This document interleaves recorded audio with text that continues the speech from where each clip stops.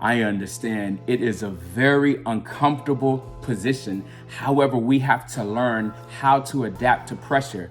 We will feel force just exerted on us. It may be in the direction that we may not even want to go. However, when that force comes, we need to know what to do with it, with that momentum. Can we shift it in our favor?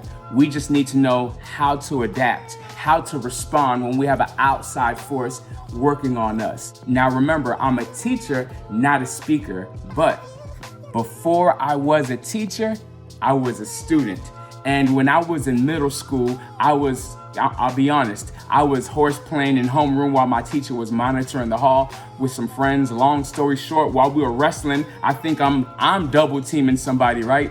And in the process, my leg twisted a certain way, somebody fell on top of me and broke my leg. So we're talking about extreme discomfort, extreme pain. And in that situation, I had to hold it all in because at the end of the day, I didn't want my friends to get in trouble. But when I thought about that experience with that broken bone, it was highly uncomfortable. I had to wear a hard cast to add that support where it was needed while that broken bone was healing.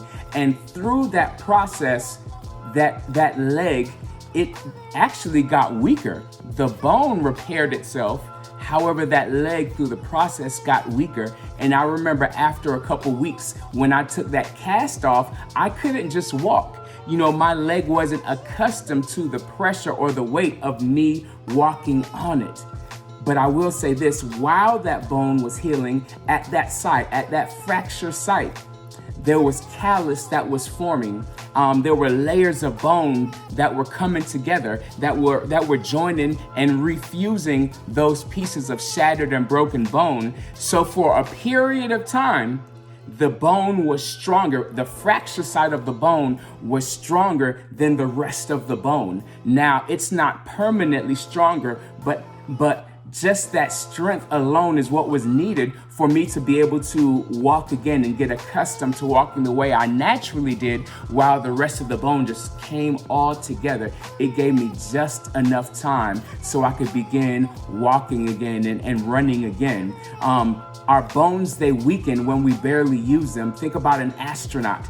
They deal with microgravity. There's still gravity in outer space, but it's so weak, it's like it doesn't even exist. So because they're not using that much weight or that much effort to hold up their weight in outer space, astronauts actually lose bone density. Whereas if I were to look at a tennis player, look at their dominant arm, if I were to look at their bone, it's gonna have increased bone mass because they use it so much, they apply so much force. That's something known as Wolff's law, which basically means that bones adapt under pressure or a lack of it.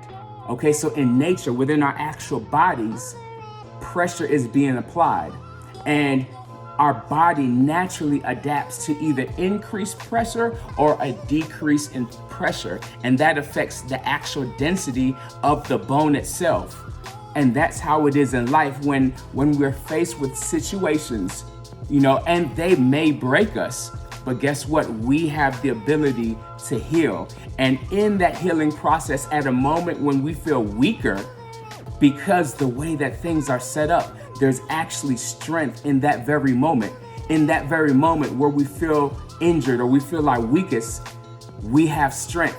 And that strength is more times than not stronger in that area, in the injury site, than it is anywhere else. And this could be applied to our life. That is known as Wolff's law, which states once again that bones, they adapt to pressure or a lack of pressure.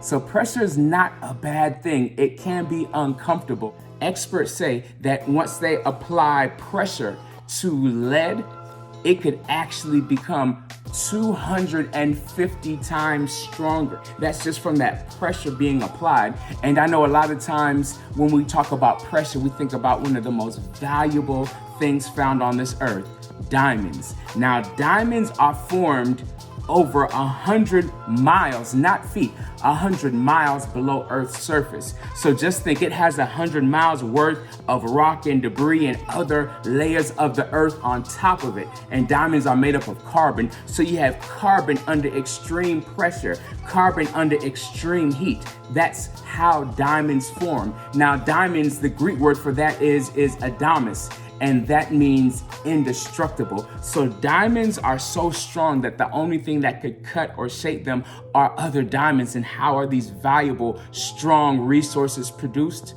Under extreme pressure. We're in situations where we may feel that pressure, we may feel that exerting force, but I just want us to shift it. I want us to find a way to apply it, to use it in our favor, and take time to identify, how can I learn? How can I benefit from this situation? Because that's where we find our strength, and that's where we increase our value. Don't fall victim to the pressure. Know when to move, because with that pressure applied to us, we could form diamonds in our life, or it could form dust. Remember, I'm a teacher, not a speaker. Have an amazing day.